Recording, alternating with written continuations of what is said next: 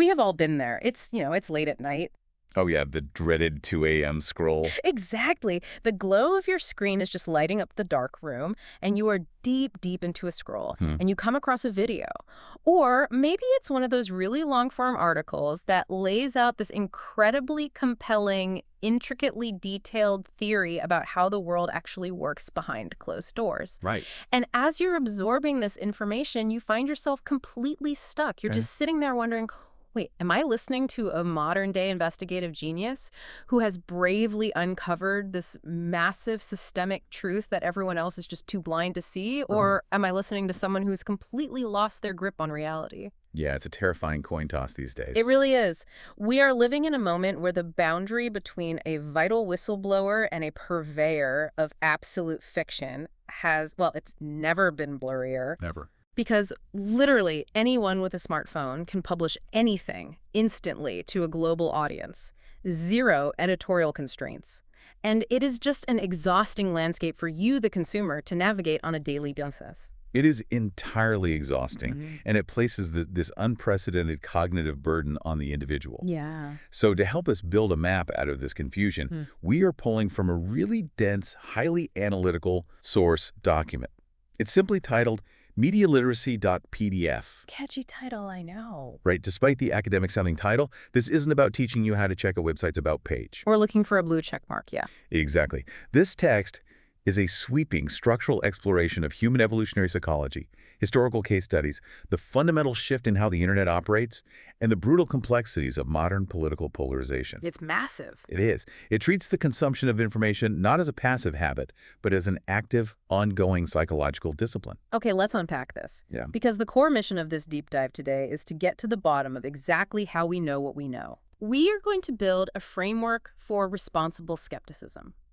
We want to figure out how you can successfully navigate the modern algorithmic internet without retreating into total cynicism. All right, or falling for comfortable illusions. Exactly. The ultimate goal here is to learn how to practice what the source material calls epistemic discipline. I love that phrase. It's a great phrase. But before we get into the heavy evolutionary psychology and the historical examples, we really need to layer cards on the table regarding how we're going to handle some of the more sensitive material in this text. Yeah, that is a crucial baseline to establish right up front. Yep. Because in order to analyze how information ecosystems actually function, the source document pulls from highly polarized real-world examples. Very polarized. We are going to be discussing the Donald Trump era, the architectural structure of left-wing media ecosystems, and the architectural structure of right-wing media ecosystems. And we want to be explicitly clear to you, the listener right now, we are not taking sides. Absolutely not. Our objective is not to endorse the political viewpoints of any group, any politician, or media outlet mentioned today. We're wearing lab coats today. We are putting on our lab coats, exactly. We're looking purely at the sociological, psychological, and structural plumbing of these networks. We are acting strictly as impartial guides to convey the observations contained in the source document. Not to validate any specific ideological worldview. Right. We are just looking at how the machine operates, regardless of who is pulling the levers. Precisely. And the very first thing the document does, which I found fascinating, is dismantle a massive misconception about how this machine breaks down. Yeah, the starting point. Right, because normally when we think about the rigorous independent researcher on one side and the wild conspiracy theorist on the other, we treat them as polar opposites. Like they're two entirely different species. Exactly. We assume they have completely different brain chemistries or totally different moral compasses. But the text argues that they actually start in the exact same place. They share the identical foundational impulses. Yes.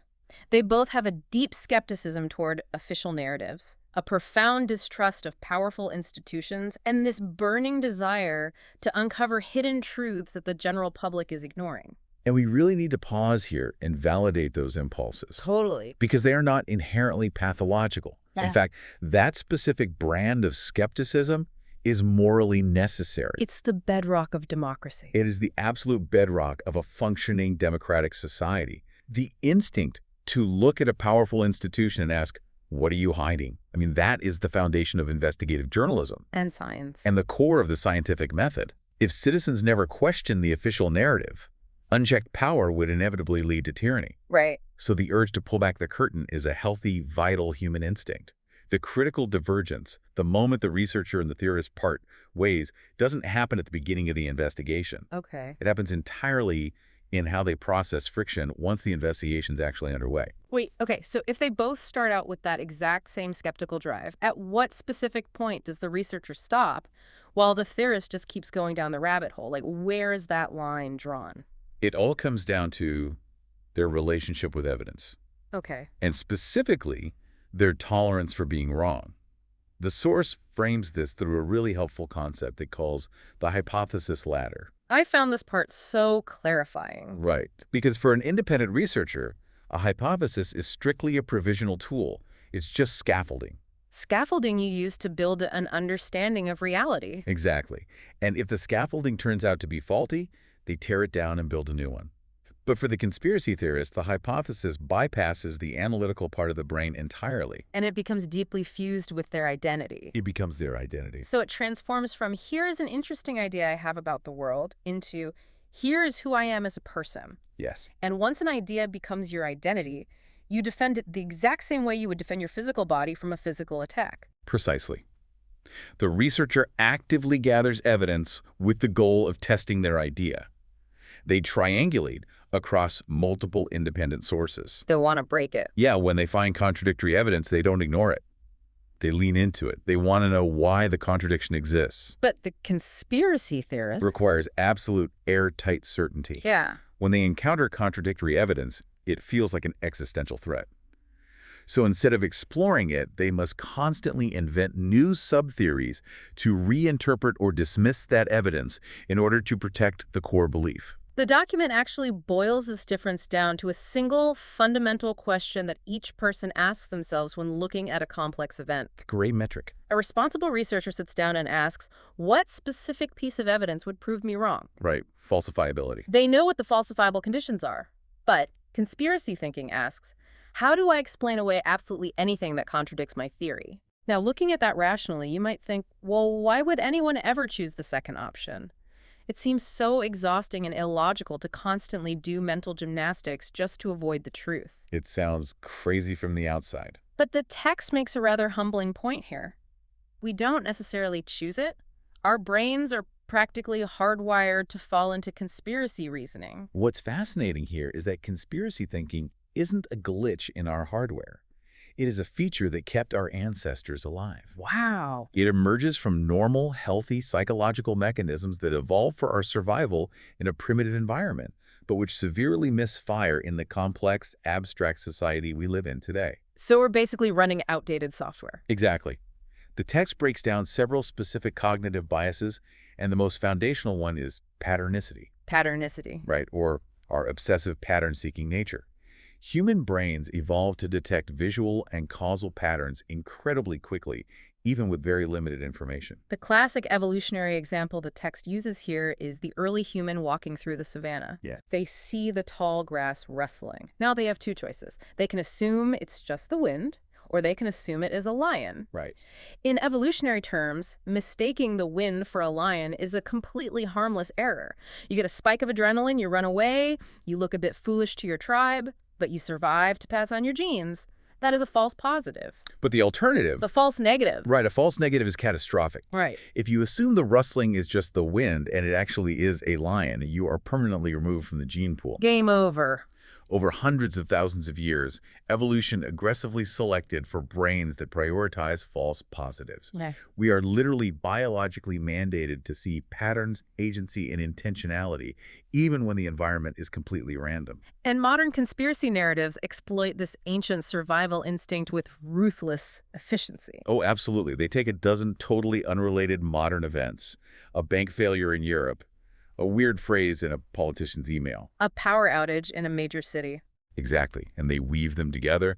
They present your brain with a lion in the grass, and your brain rewards you with a massive dopamine hit for solving the pattern, even if the connections are entirely fabricated. But it's not just about connecting random dots. There is also this psychological math we do regarding the scale of events, right? Yes.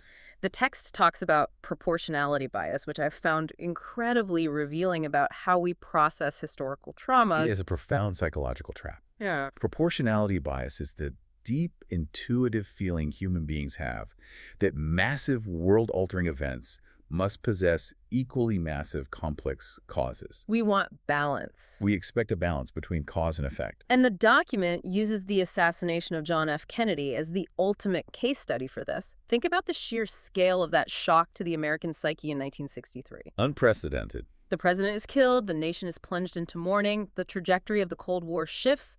It is a massive tectonic event. And yet, the official explanation is that a single, relatively unremarkable man with a mail-order rifle sat in a window and changed the course of global history all by himself. Psychologically, that explanation feels entirely insufficient. It feels wrong. Our brains violently reject that equation. A massive effect must have a massive cause. The idea that the world is so fragile, so random, that a lone individual can upend the global order is terrifying. Truly terrifying. It is actually much more comforting in a strange way to believe that a vast, labyrinthine shadow government orchestrated the assassination. Because if a shadow government did it, then at least someone is in control. Exactly. At least the universe has rules. The conspiracy theory, no matter how sinister, provides a sense of order that a random act of violence denies us.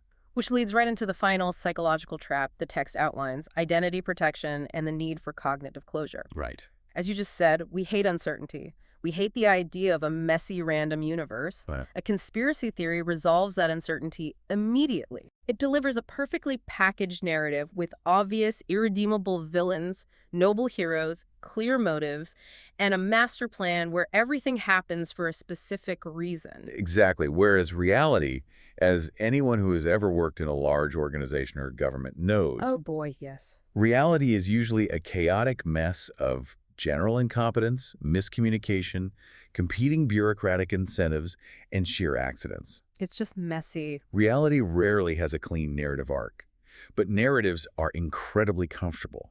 And the danger amplifies exponentially when that narrative becomes tied to a community. This is the identity part. Right. Once you find a group of people online or in person who share this hidden knowledge, abandoning the belief is no longer just about admitting you were wrong on a factual level. It becomes an act of social treason. Yes. If you walk away from the theory, you lose your friends, you lose your tribe. The belief system functions as a belonging structure, which makes it nearly impossible to dismantle with simple fact-checking. And this brings us to one of the most sobering and complex sections of the source document.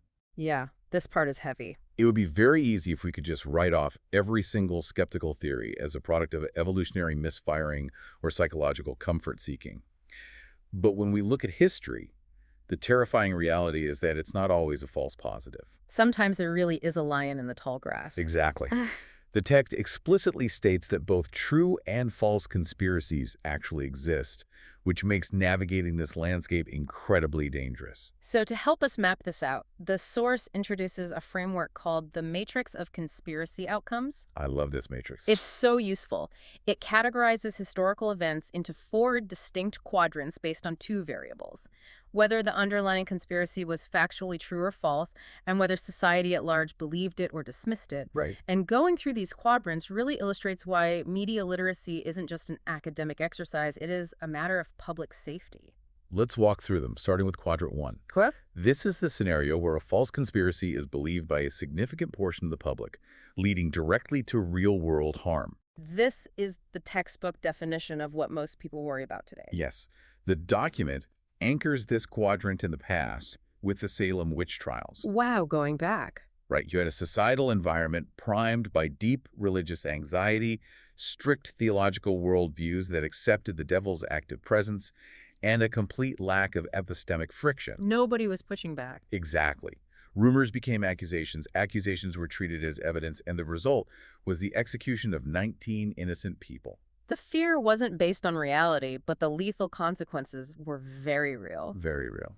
And the text draws a direct, chilling line from Salem straight to the modern era, highlighting the Pizzagate conspiracy theory. Right. For those who don't remember, this was the completely baseless online rumor that a massive child trafficking ring was operating out of the basement of a Washington, D.C. pizza restaurant orchestrated by high-level political figures. And there was absolutely zero evidence. None. It was an internet fever dream.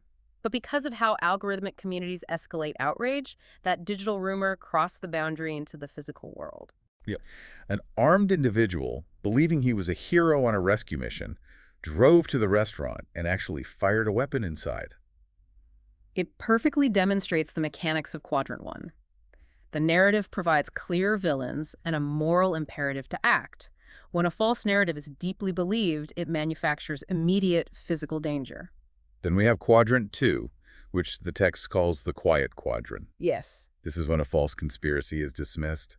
This usually results in a neutral outcome. These are the wild rumors or localized panics that bubble up, perhaps get a little bit of traction in a fringe community, but they ultimately fade away. They just die out. They fade because the societal immune system is working. Institutions are functioning and trusted, the journalistic apparatus investigates and corrects the record, and crucially, no actual evidence ever materializes to sustain the belief. It's a reminder that a healthy information ecosystem can actually absorb and neutralize a lot of nonsense without the society collapsing. But Quadrant 3 is where the tone of the document shifts dramatically. Oh yeah, this is the dark one. This is the quadrant where a real conspiracy is ignored or suppressed, leading to severe generational harm. And this is where the text warns against the danger of blind institutional trust. If we connect this to the bigger picture, Quadrant 3 is the engine that generates future conspiracy theorists. Exactly. When people say, why would anyone doubt the government or the medical establishment? The text points directly to this quadrant. It cites two horrific, thoroughly documented historical realities. Right. The first is the Tuskegee syphilis study. For 40 years, from 1932 to 1972, the U.S. government intentionally misled hundreds of black men who had syphilis. 40 years. The researchers wanted to study the long-term progression of the disease, so they withheld adequate treatment even long after penicillin had become the standard, widely available cure. It's sick. They watched these men suffer and die, lied to them about the medical care they were receiving, and completely betrayed their trust. And the second example the text highlights is the CIA's MKUltra program. This wasn't an internet rumor. This was a deeply funded, highly classified intelligence operation during the Cold War.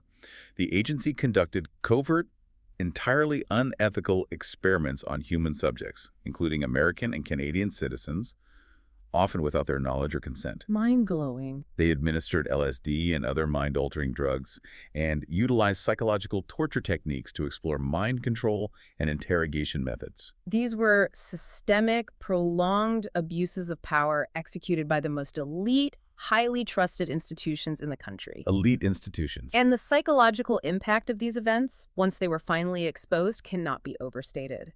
When a government or an institution is caught perpetrating this level of deception, it shatters the foundation of public trust for generations. It really does. The text makes a profound point here. When marginalized communities, or the public at large, express skepticism toward official medical advice or government narratives today, it is historically illiterate to simply call them paranoid. Right. Their skepticism is often rooted in verifiable historical trauma. Which makes distinguishing reality from fiction so incredibly difficult, because history proves that powerful people do, in fact, sometimes collude to do terrible things in secret. They really do. But that brings us to the final scenario, Quadrant 4. A real conspiracy is exposed, resulting in a societal benefit. The success story. Exactly. And the gold standard the text provides for this is the Watergate scandal. Watergate represents the ideal functioning of the societal immune system. You had an actual secret illegal operation being run out of the highest office in the country. Yep. But it was uncovered through rigorous methodology. Investigative journalists didn't just invent a narrative, they applied relentless evidence discipline. They did the work. They cultivated sources, followed the money, corroborated testimony, and utilized the legal system. The exposure of Watergate didn't destroy society. It resulted in accountability, presidential resignation, and major institutional reforms. It demonstrated how curiosity, when paired with strict evidentiary standards, actually strengthens democratic institutions. So, if you are listening to this, you're probably feeling the immense weight of this tension. That's a lot. How are you supposed to navigate a world where both Pizzagate and MKUltra are phenomena that can emerge from the exact same society? Right. How do you stay vigilant enough to spot a Watergate without falling into the hysterical trap of a Salem witch trial? It's the ultimate question. Am I? And the text provides a remarkably elegant rule of thumb for you to carry with you. Be skeptical of claims, but be even more skeptical of your own conclusions. Be even more skeptical of your own conclusions. I love that. It is about maintaining an active internal tension. You absolutely must retain the courage to question power and demand transparency, but you must balance that courage with the humility to verify your suspicions rigorously and to accept when the evidence proves you wrong. And doing that was difficult enough 50 years ago when the information landscape was relatively static. Oh, sure. But trying to apply that rule of thumb today, it requires an entirely different set of cognitive muscles.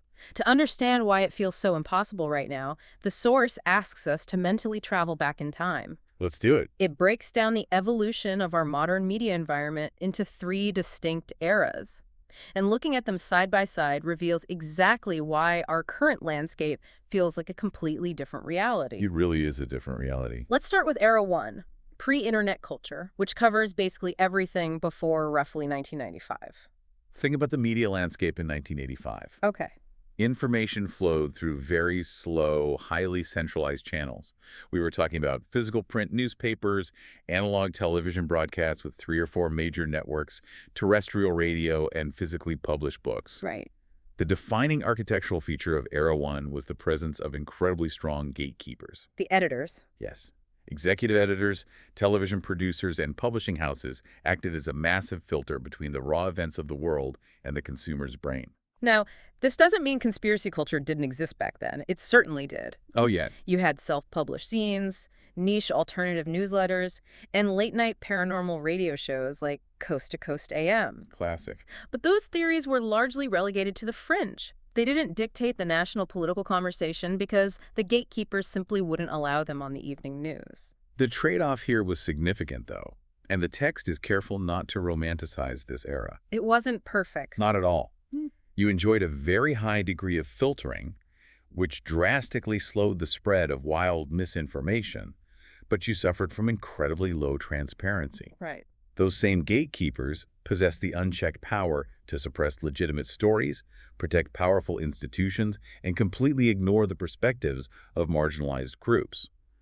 If the 3 major networks decided a story wasn't important, it essentially didn't exist for the general public. Then the environment undergoes a seismic shift into Era 2, the early web, spanning from about 1995 to 2010. The golden age of the internet for some. The text describes this as the curiosity-driven era.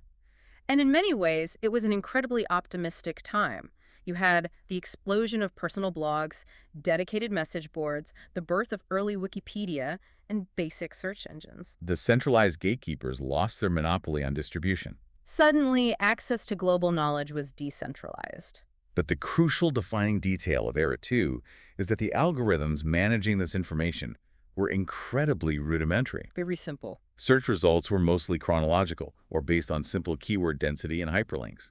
The internet did not push information at you. You had to actively go hunting for it. You had to type in exactly what you wanted. Exactly. If you were interested in the topic, you had to seek out a forum, read through long, text-heavy threads, and debate citations with other users. The mechanisms for instantaneous, frictionless global virality simply did not exist yet. Right. The architecture of the early web rewarded exploration and active engagement. Which brings us to the monumental pivot. Here's where it gets really interesting, and frankly quite alarming. We enter Era 3, the algorithmic internet, from roughly 2010 to the present day. This is where everything changes. The transition from forums and basic search engines to platforms like YouTube, Facebook, TikTok, and Instagram fundamentally altered the incentive structure of human communication. Yep. These platforms do not optimize for chronological updates. They certainly do not optimize for factual accuracy or civic health. They optimize for one thing and one thing only: human attention. And this is where the evolutionary psychology we discussed earlier collides with Silicon Valley engineering. A dangerous mix. Very. To maximize their revenue, these platforms need to keep you scrolling as long as possible. The algorithm rapidly learns what triggers your specific brain, and the data across all these platforms is definitive. What keeps human beings engaged are high arousal emotions. Emotion over logic. Always. The algorithms aggressively reward and distribute content that provokes outrage, fear, surprise, and moral disgust. Those emotions bypass our analytical filters and hit our nervous system directly. And what type of content is practically engineered in a lab to trigger outrage, fear, and moral disgust? Conspiracy narratives. Conspiracy narratives and highly polarized political content. The text argues that the algorithm didn't invent political polarization, but it poured rocket fuel on it, Yeah, that's a great way to put it. which leads to a phenomenon the document calls the newsfeed illusion. I think this is one of the most important concepts for anyone listening to internalize. The feed you scroll through on your phone is not a window into reality. Not even close.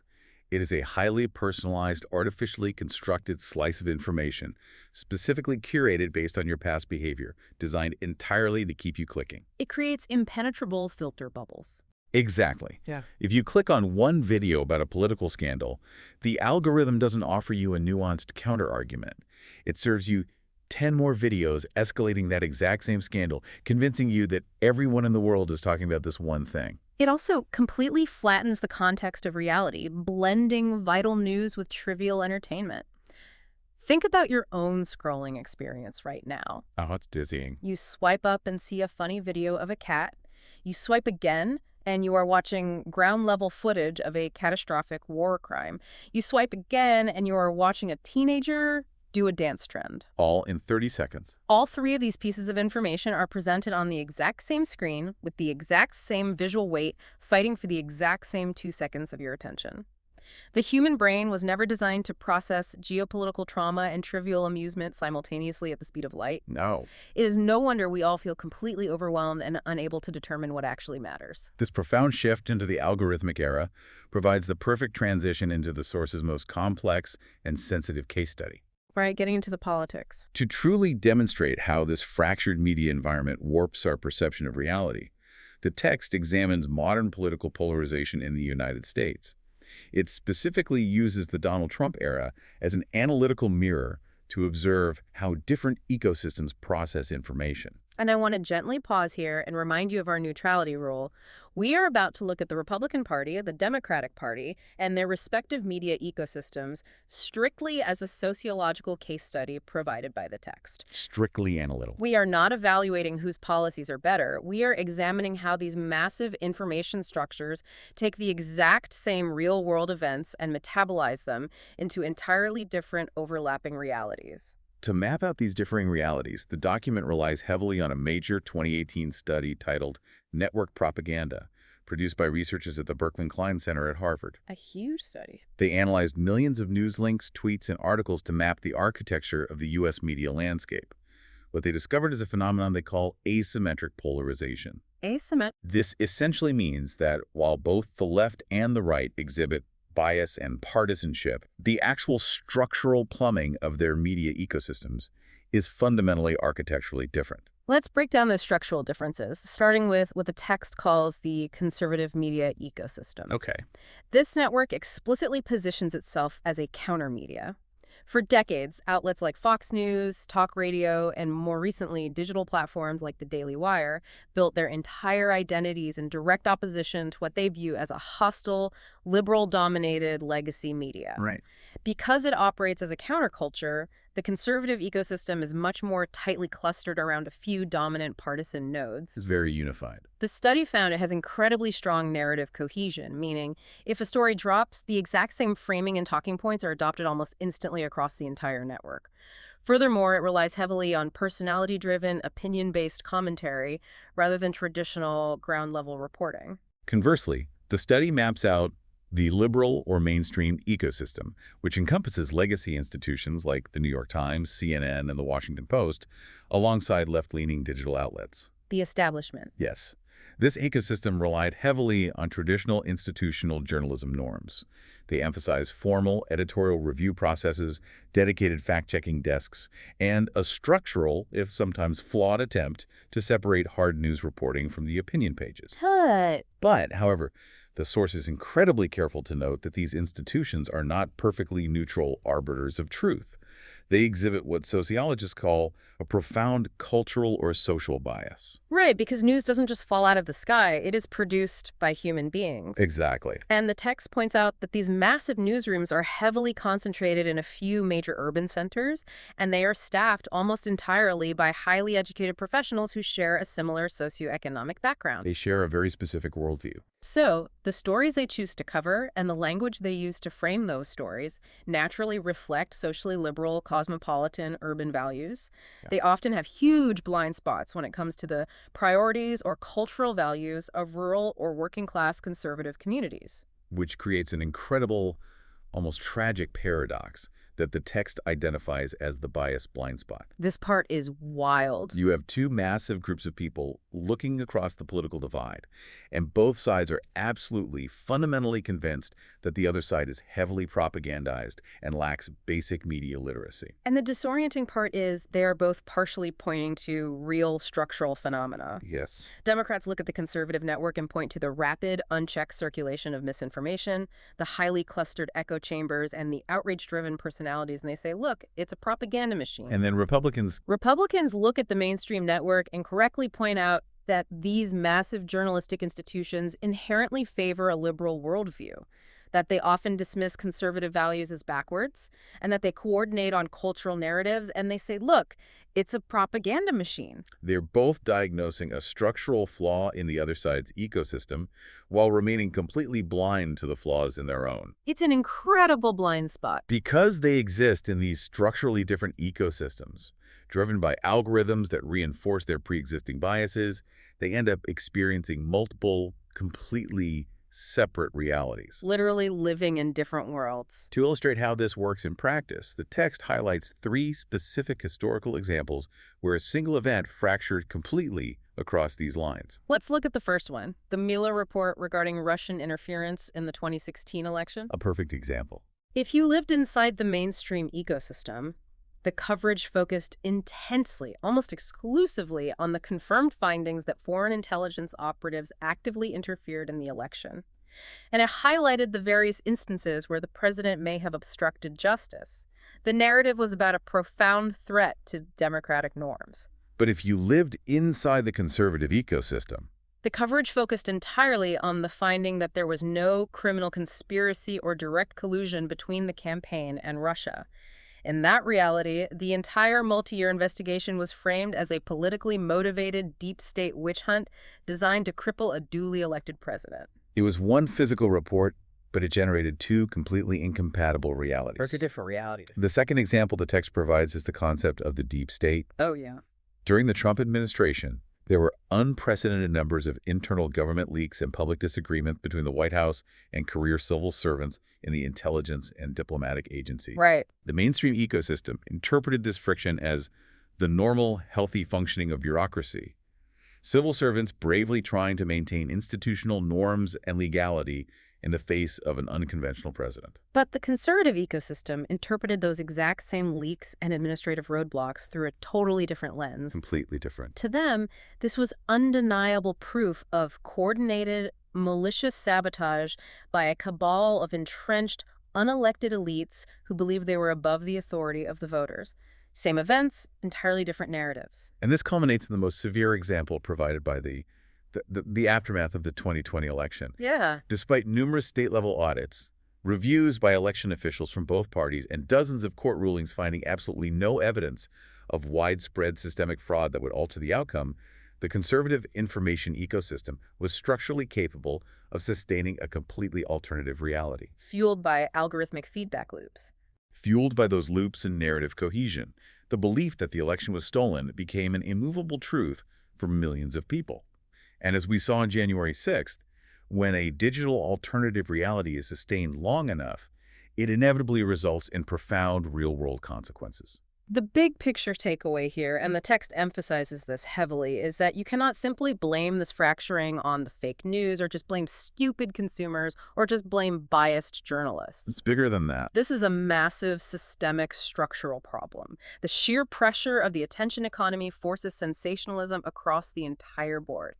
Every single outlet, whether mainstream or independent, is competing for your clicks in an algorithmic arena that actively punishes nuance and rewards outrage. This systemic pressure perfectly transitions into a deeply relatable modern frustration that the text addresses. Oh, I resonated with this part so much. Right. It is a feeling you have likely experienced countless times when trying to discuss important issues with family or friends. It is the feeling of drowning in complexity, while simultaneously dealing with people who proudly sit atop Mount Stupid on the Dunning-Kruger curve. Yes. You are trying to be a responsible consumer. You are trying to understand the gray areas, but you are constantly confronted by individuals who casually reject decades of established scientific or institutional expertise in favor of whatever algorithmic vibes they absorbed from a highly edited 10-minute video. It is incredibly frustrating. You find yourself thinking, how can you speak with such absolute certainty about a topic you didn't even know existed yesterday? Exactly. But the source is very careful not to just dismiss these people as ignorant. To help us conceptualize this tension between the public and the experts without resorting to insults, the document provides 3 fantastic, illuminating analogies. They're so good. The first is the bridge engineers versus the town hall. Imagine a town desperately needs a new bridge. The structural engineers spend years studying materials, science, soil composition, load-bearing limits, and historical data to design a safe, functional structure. They know what they are doing. They present their intricate blueprints at a public town hall meeting. But the townspeople, who have absolutely zero engineering background, are furious. Right. They're worried about the municipal budget. They heard a rumor that the mayor is giving the contract to his brother, and they are citing viral internet videos claiming that suspension bridges are inherently dangerous. Now, it is easy for the engineers to look at the townspeople and think they are being ridiculous. But the text points out that the townspeople aren't necessarily stupid. They are expressing a valid, deeply felt crisis of trust. They don't trust the process. Exactly. But it highlights the core agonizing tension of modern society technical expertise versus democratic legitimacy. The engineers possess the requisite knowledge to build the bridge safely, but the public entirely lacks the training to evaluate that technical knowledge. Yet the public is the body that has to ultimately sign off on the project. The second analogy addresses how perspective warps our understanding of reality, which the text calls the ship navigation problem. Oh, no, this one is great. Imagine a large ocean liner. The highly trained navigators are below deck, completely isolated from the outside elements, but they're looking at complex barometers, satellite radar, and meteorological data. They have all the data. They announce over the intercom that a massive, dangerous storm is approaching, and they must drastically alter the ship's course, which will delay the journey. But the passengers are standing up on the top deck. They're looking out with their own eyes, and they see a perfectly clear blue sky and calm water. Right. From their localized, immediate perspective, the navigators are either completely incompetent or they are lying to control the passengers. The passengers trust their immediate visual reality over the abstract data they cannot see or understand. And the third analogy brings this tension into the most intimate setting possible: medical expertise. This one is so common now. The document highlights the massive, often unbridgeable cognitive gap between a physician who has spent over a decade in medical school and residency, studying cellular biology in clinical trials, and a patient who spent an hour reading wellness articles on a social media platform. It's an impossible gap. The text is clear that patients should absolutely advocate for themselves and ask questions. But when the baseline of trust entirely breaks down and the patient fundamentally rejects the physician's expertise because an algorithm served them a more comfortable narrative, the results can be fatal. And all 3 of these analogies lead to a concept that I found totally chilling. The text calls it epistemic flattening. Yes, epistemic flattening. Think about what happens to our society when the internet visually and architecturally equates all forms of information. If you open your phone right now, a Harvard-trained epidemiologist discussing a virus and a highly opinionated, charismatic YouTuber discussing that same virus look exactly the same. Exactly the same. They both occupy the same physical rectangle of your screen. They both have a high-definition camera, a professional ring light, a crisp microphone, and a confident, authoritative delivery.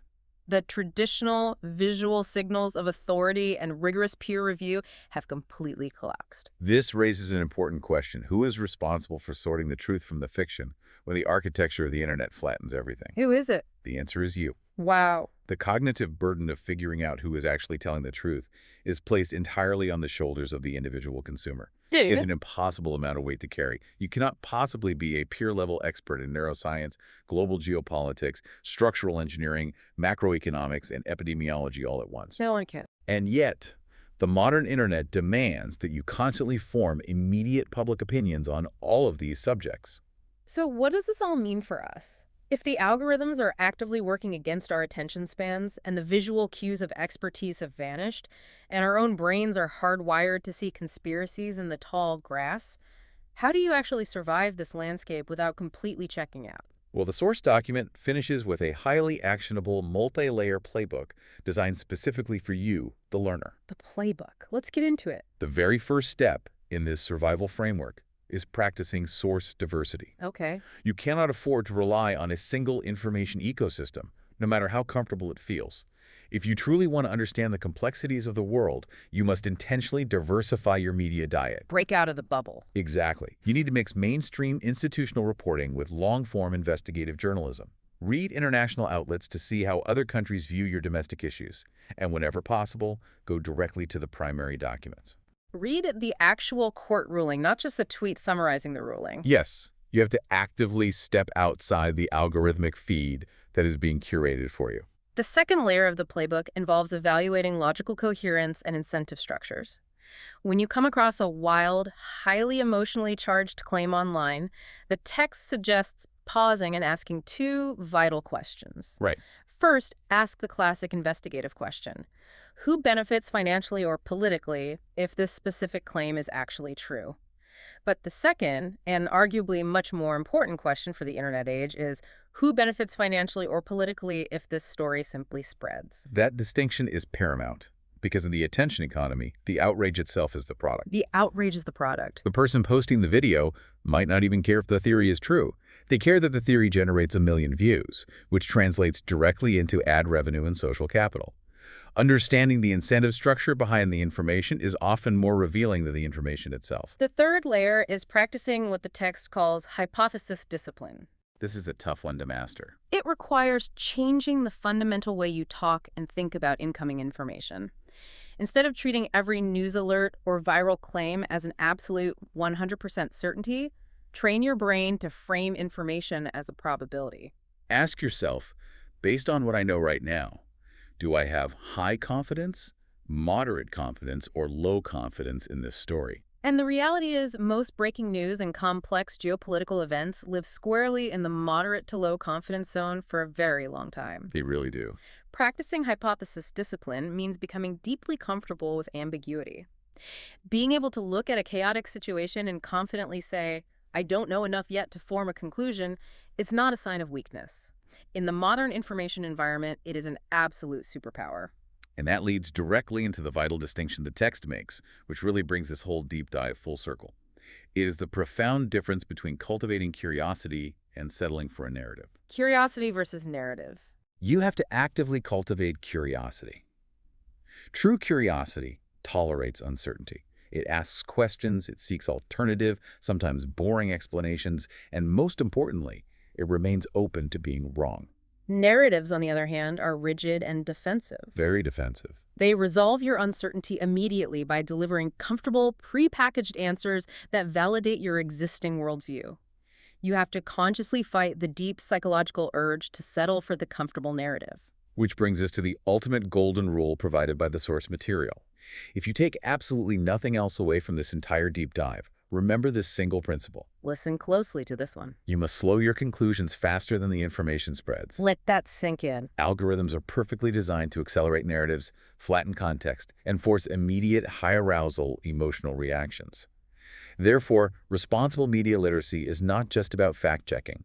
It is the deliberate, sometimes painful act of intentionally slowing down your own judgment. Okay, let's bring this all together. First of all, I want to genuinely praise you for taking the time to listen to this entire deep dive. By simply being willing to wade into the messy, complex, and often uncomfortable reality of how we consume information, you are already ahead of the curve. Absolutely. The biggest takeaway I have from this text is that media literacy is not a merit badge you earn once in a high school civics class and wear forever. It is a daily, active hygiene practice. It is exactly like brushing your teeth or maintaining physical fitness. You are going to slip up. You are going to fall for a brilliant piece of clickbait. We all do. You are going to get angry at a headline and share something that turns out to be slightly misleading or totally stripped of context. You will make mistakes, and that is completely okay. Right. The true measure of your media literacy isn't achieving absolute perfection. It is your psychological resilience. It is your ability to calmly update your beliefs, tear down the faulty scaffolding, and recover your balance when new, credible evidence proves you wrong. To close out our analysis of this incredible text, We want to leave you with a final, lingering idea to chew on, drawing on everything we've unpacked today about the architecture of the modern internet. Yeah, think about this.